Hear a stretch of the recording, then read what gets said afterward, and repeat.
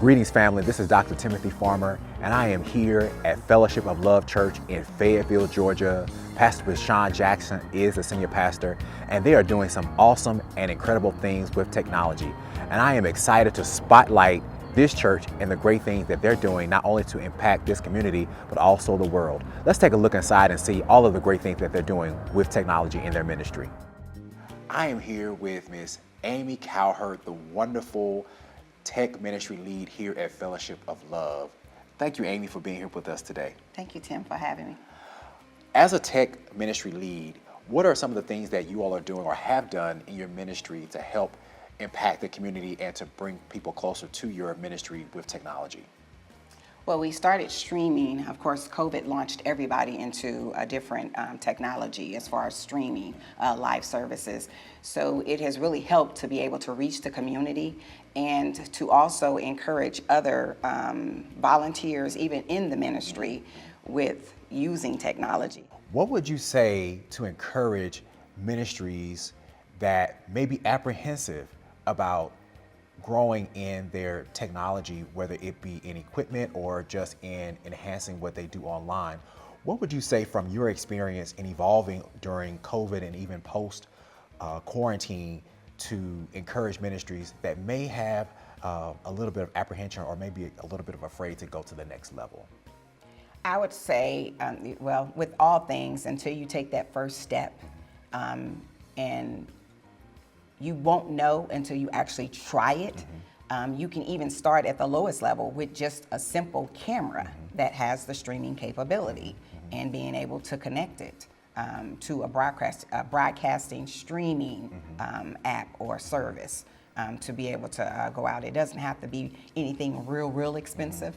It's just a matter of, like Nike and all things, just doing it, not even being afraid.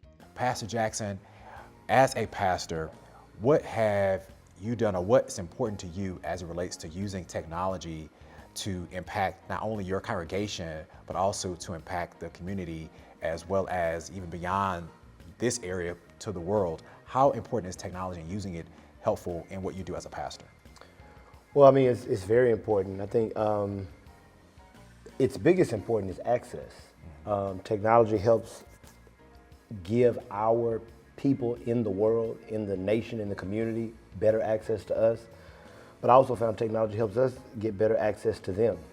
And so, you know, as any ministry wants access to the community, and so beyond the geographical place you know that you're landing on or your address. And so one of the things that we've been grateful for is just how much technology gives access. The other thing is it gives adaptability. And I'll say this and I'll let you go because I can talk all day about this. But what I mean about adaptability is different people move different ways. Let me give you an example. You know, in reading, I've read so much about how people are uncomfortable coming to church as first-time guests because you grew up in church like I did. You're gonna have to stand up. Yes. You got to tell people where you're from, tell them your pastor, so forth, name. so on. Yes, right. exactly. Yeah. And so, as people researching different personalities, they found that some people actually began to be scared to identify themselves as guests because why? I don't want to stand up in front of everybody, and I'm not comfortable speaking. And so, how do you adapt to that? Well, one of the things we do with guests is now we have a QR code, and so we ask all our guests, "Hey, scan the QR code. Tell us who you are." I really believe we get much more contact like that once we train our people about the ease about it, because people are not overwhelmed by being publicly exposed. They can privately give you their comments, so forth, so on. So access, adaptability. Last thing, of course, we were helped a great deal as a small church because we were more technologically advanced and we were very small. Our transition into COVID was much different than some of my peers. I mean, we were wrestling to get some things together too. Many struggled. But I mean, there were people who were out altogether with no real communication to their people, not able to have worship experiences for weeks and some months. Sure. Yeah. Because, and as you know, some people had to shut down completely. Completely during COVID because they didn't have that technological adaptability. Yeah. Access, adaptability are important keys to ensuring that people stay connected, stay engaged, and also to help your ministry to stay relevant. If you were to speak to a pastor of a church similar in size and demographic to yours who might have some concern about technology, may have some challenges with embracing technology. They've had some bad experiences with technology, but yet they want to grow their ministry. They see a decline in their ministry.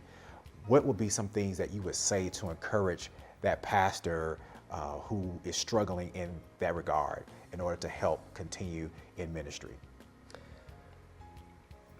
If it's a pastor, because 9 times out of 10, if I'm talking to a pastor who is struggling embracing technology, then that pastor probably personally is not all that into technology. And so one of the things I would say is, don't allow your church to be limited and be a carbon copy of you. Allow your church and allow your ministry to be bigger than your personality, first and foremost, right? I think, you've read, church is often going to develop in some ways the pastor of their, the personality of their pastor. But as a pastor, I never want my church to be limited by my personality. And so if I'm not very big on technology, then depends on who I'm talking to, one of 3 things, right? 1, if you don't like technology and aren't open, just because you aren't open to it, don't allow your church not to be open to it. There's someone in your church who's open to technology. Have them do the reading, have them do the research, have them learn more about technology. To assist 1. you, yeah.